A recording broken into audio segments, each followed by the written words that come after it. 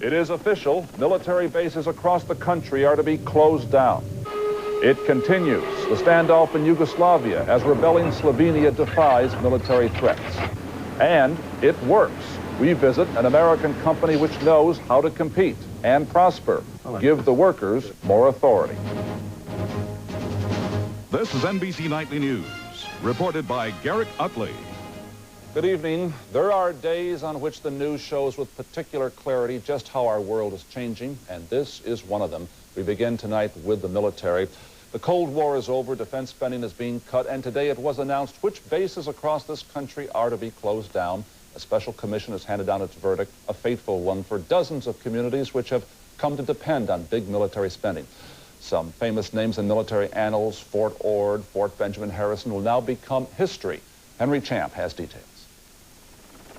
The hardest decision was the closing down of the Philadelphia shipyard. The city had fought hard to save 35,000 jobs, but current contracts will keep the yard open only until mid-1996. Much luckier was the Long Beach shipyard, where commissioners supported a Pentagon request to keep that yard alive.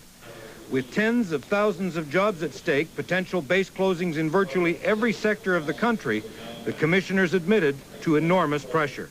Our job has been anything but easy. The commission did prove lenient. The only live training chemical facility at Fort McClellan, Alabama was kept open.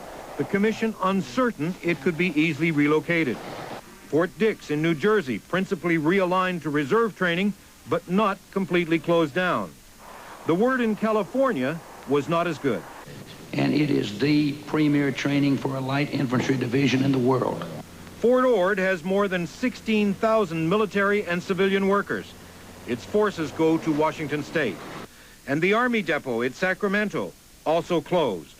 Massachusetts says it loses 9,000 jobs with the closing of Fort Devens, also gone Fort Benjamin Harrison in Indiana. Added to today's list are already announced airbase closures.